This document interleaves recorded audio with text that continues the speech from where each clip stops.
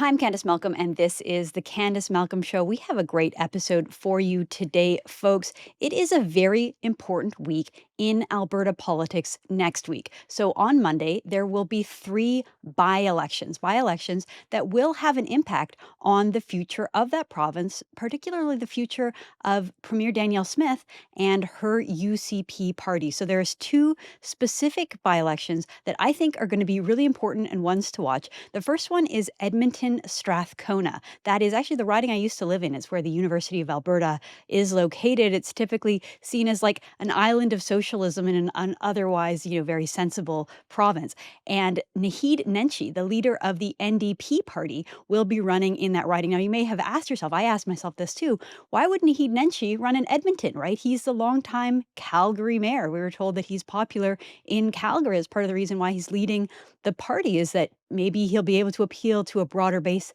than just the NDP. And yet, here he is running in Strathcona. Originally, he said he was going to wait for a Calgary seat, but I guess he became too impatient. And when a safe NDP riding like Alberta Strathcona came around, Nenshi jumped at that. So it'll be interesting to see how he does relative to Rachel Notley, the former NDP leader, in that riding, whether he'll be able to beat her numbers or whether he'll come in quite a bit behind how she used to run. The other interesting and I think consequential riding in this election, by-election, is in Olds, Didsbury, Three Hills. Now, that is a rural riding just north of Calgary. It's considered to be the most conservative riding in the entire province, most conservative riding in the most conservative province. Hey, you might say that these are my kind of people. These are sensible, good, common sense folks in Olds, Didsbury. And 75% of them voted in the UCP for the UCP candidate last time around in 2023.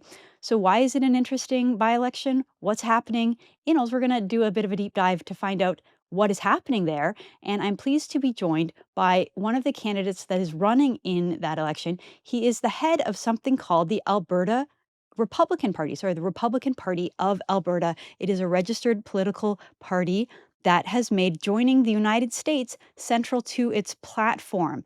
And so I'm very pleased today to be joined by its leader, Cam Davies, who's the leader of the Republican Party of Alberta, and the candidate. He is a former Wild Rose figure, and he was an early United Conservative Party supporter.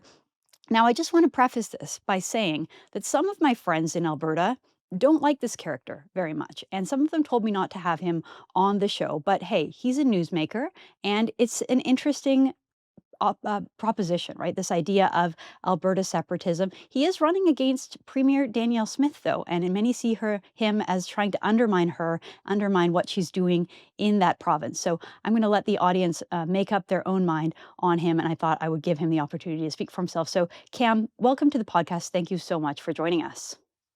Well, thanks for having me, Candice. And I would just preface with some clarity that we are, in fact, a party that we want to see Alberta as an independent constitutional republic. And so joining the United States is not something that is part of our platform at all.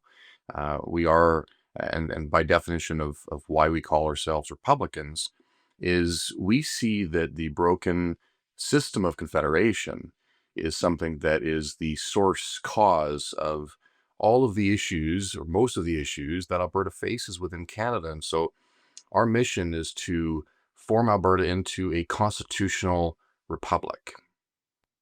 Okay, well, sorry for misstating that. I thought I read that you wanted Alberta to join the United States. I know you yourself are a dual American Canadian citizen. It says here you served in the United States Marine. So tell me, Cam, when did you get back into when did you move to Alberta? When did you get into Alberta politics? Moved to Alberta in the early 90s. My parents were missionaries to Spruce Grove, Alberta, so just west of Edmonton, small town. It's not so small anymore. Lots of immigration to Alberta, and so it's a growing city. It's almost right next to Edmonton now. So I began involvement in Alberta politics in 2008 with the early Wild Rose and the Alliance merger, and then 2009 by-election, 2012 Wild Rose campaign, which you were on, and stayed around the Wild Rose through the floor crossings. And I was Brian Jean's campaign manager in 2015. We brought the party back from the ashes and 4 seats up to 21. And after that, I helped merge the Wild Rose and PC parties. That's something that I think many Albertans, especially in rural Alberta, regret supporting, in fact. There's a lot of understanding now that what we ought to have had was two pragmatic conservative parties in a coalition to avoid some of the mistakes in the past. And that's what the Republican Party of Alberta is trying to accomplish today now. So my involvement after that, of course, was with Jason Kenney in the leadership race of the UCP. As a founding member of the UCP, and like many Albertans, I had high hopes for Jason. And I think, like many Albertans, we were disappointed. And of course, as you've mentioned, there's lots of questions that swirl. We've heard these questions many times. And, when we began to get involved with Jason Kenney and his campaign, I was a member of his electoral district association. And as a young man in my mid-20s, I should have asked more questions when I was told to do certain things for his campaign, and I was told they were okay to do. I should have investigated further and could have avoided some of the heartache and headaches that came along with that. But those are life lessons that you learn, and you move on from those mistakes, and you learn from them, and you pick yourself up like most Albertans do, and you dust yourself off, and you learn from it and carry on. So fast forwarding, I helped Danielle Just to specifically clarify quite briefly. to the audience, sorry to interrupt you there, Cam. Just to clarify, you were charged, and I believe you were convicted of violating the elections laws that's what you're referring to, making some mistakes in the past. Is that correct? So charged and convicted is probably not the correct terminology. They were administrative penalties, and so when you use terms like charged and convicted, you're referencing a criminal investigation, and that's not what occurred. So I think what you're referencing is an administrative penalty, which is a very expensive parking ticket. There were financial laws that the NDP government changed 3 or 4 times in an attempt to trip up and cause issues for not only Jason Kenney, but the UCP in its fledgling days. Financial laws that were legal a few months prior became illegal in the middle of a contest. And I did not keep up with those changes. I trusted the financial agents to inform me as to what was legal and what was not. And I should have done my due diligence at that time. And so I was fined an administrative penalty, and I've paid those fines and learned from that mistake. Fair enough. Okay. Almost a decade ago. Yeah. Fair enough. Okay, let's move on to. I think you were heading this way in what you were saying, Cam. We're talking about Premier Danielle Smith, because I understand that you previously supported her, you previously campaigned for her, and recently in her own leadership review in the party, she received 91% support. So I'm wondering, like, what caused you to decide that the future that you want for Alberta is outside of the UCP party?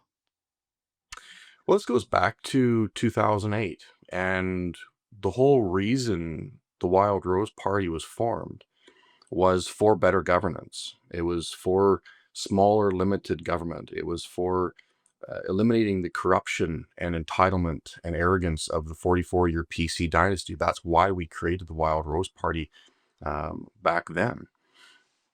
And so you're correct in that I did assist Danielle in her leadership race, and subsequently over a dozen of the current UCP MLAs in their contests, and have many friends in the UCP.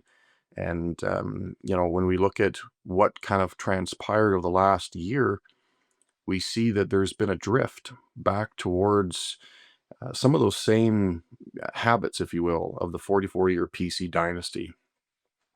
Some of the corruption things are bubbling up. The lack of ability to speak up within the party. And so when you see things like that, it became clear that if MLAs in the party can't speak up with truth against massive deficit spending, like the MLA for Lesser Slave Lake did, in standing up for his constituents and was subsequently removed from the party. If UCP ministers who see corruption occurring and procurement issues and pressure from the premier's office on procurement occurring within their ministry, and they speak up and they're subsequently removed from the party. And we're not talking about, troublemakers. We're talking about people who actually stood up to Jason Kenney during COVID, and they're removed from the party. We're going down the same path of the 44-year PC dynasty, and I begin to see the correlations between the UCP and the PC 44-year government under Redford, and in fact, Redford's back in. I don't know if your viewers watch that, but Danielle Smith reappointed Redford. So there's a troubling occurrences that are happening. Last year at the AGM that you referenced, UCP members voted for what I thought was a very strong, articulate Bill of Rights amendment. And then what ultimately ended up getting passed in the legislature was a watered down version that became a Bill of Privileges. And government does not give you your rights. Your rights come from God. And if government can give you those rights, they can take them away. And I was very disappointed to see that that was what the legislation that got passed. And those are things that, as a Wild Rose member from back in 2008 to 2015, we fought for smaller government, for lower taxes, for more frontline workers, less managers for managers. We fought for those things, and I see that fight continuing now and being even more important than ever before as we face yet another 4 or maybe 5 years of a Mark Carney government. Well, certainly. I think that following the federal election, I mean, I've never seen anything like it, Cam. Like the interest and the spark of separatism in Alberta. I mean, it was simmering ever since President Trump made his 51st state comments. But following the reelection of the Liberals, it's there's always been this sort of Wexit movement, and every time Justin Trudeau got reelected, you would see the frustration in Alberta. But it seems to be bigger than ever. I was really surprised. I read the Calgary Herald, Don Braid's column. He was right. He wrote that nobody would be surprised if separatist Cam Davies wins up to 30% in his riding. So is that sort of what you're predicting? What do you think is going to happen on Monday night? Well, 2 weeks ago, they were saying I wouldn't win more than the PPC, and they were trying to label our party as a PPC party that was going to get 5% of the vote and this and that, and now they're saying we might get 30%. The vote's on Monday. We're a brand new party. We're 2 months, roughly 2.5 months old in this rebrand, and I've been leader since the end of April.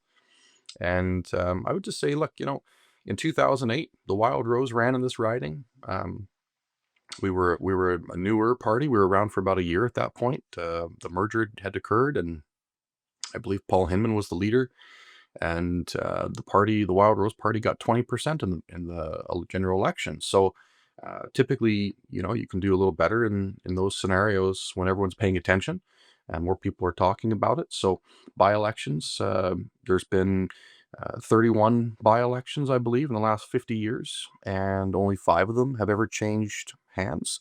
I was involved in 2 of those campaigns, one for Paul Hinman in Glenmore in 2009, and of course Prasad Pandas in 2015 in Calgary. I managed that campaign. So the history of by-elections changing hands certainly doesn't lean in favor of parties gaining seats during by-elections. However, they do serve as a wake-up call that the electorate is prepared to move if action isn't taken. And particularly, what I'm finding is that voters in Alberta wholeheartedly reject this notion that's come from the UCP of we have to give Mark Carney a chance, that we have to give him, whether that be 6 months or 12 months or whatever the case may be. Voters here don't want to give Mark Carney a chance. They recognize that he is worse than Justin Trudeau. Mark Carney wrote the book on how to be a socialist. Trudeau just might have read a couple pages. This man is dangerous, and he's focused on a mission to fundamentally alter Canada in a way that isn't helpful to Albertans. Just a few weeks ago, he announced $340 million to confiscate legally owned firearms. Justin Trudeau said budgets will balance itself. This guy doesn't even think he needs a budget. And so fundamentally, Albertans don't believe that giving him a chance is something that any government should consider, let alone a conservative government. And so we're starting to see, well, do we actually have a conservative government? Is this the direction they want to go? As you know, last summer, the UCP premier decided to tell on a very large podcast audience that she wanted to double Alberta's population from 5 million to 10 million. Those are things that Albertans don't align with. And so we're seeing the negative consequences of that. Mass immigration needs to come to a rapid halt across this country. And so we're standing with Albertans on those issues. And on June 23rd, we'll see what they have to say. And it'll be a clear signal for both our party and the UCP as to what direction Albertans want to go and where they have concerns. And so I'm wondering, like, we mentioned off the top that Old Stitsbury is probably the most conservative riding in the province. It actually has a history of voting for separatists in the 80s. Briefly, there was a separatist candidate that was elected as an MLA in that riding. But some say, this is sort of like if for the Alberta Republican Party, if you can't win here, what chance do you run in a regular general election? Like, do you see this as sort of make or break for your party? Not at all. Not at all. The writing was much different in the 80s. It had regions further west, which tend to have higher separatist leanings, independence minded Albertans in the Sundre area. And in subsequent boundary changes, it picked up areas like Three Hills, which, as their former hockey team was called the Monarchists. Independence pockets are not necessarily as strong in parts of the new boundaries. So, when we look at the riding and our perspective, we've started at zero, and so in previous by-elections, there's been independence parties that have run, and I think the last one got around 9, maybe 10% in Fort McMurray, and so that's kind of our metrics for success. Of course, it is a conservative area. There's no question about that. But there are also areas of the riding that are more traditional. And so we have to take those things into consideration as well as being a brand new brand and a brand new party. And so as voters get to know us and what we're about and why we're fighting for a vision for Alberta that sees us as a truly strong and free, independent Alberta Republic, as voters warm up to that, I think we'll see more success in subsequent elections as well. Now, I just want to raise this point and bring it to your attention, Cam. You probably know this, but the 2023 election was really close, right? Danielle Smith did win a majority government. But I want to share this graph. It shows here, it says this is a tweet from an individual called Blake Schaefer. He said the NDP needed 2,611 votes across 6 ridings to win a majority. And so even though there were, it ended up being that Danielle Smith won her majority by a few safe seats.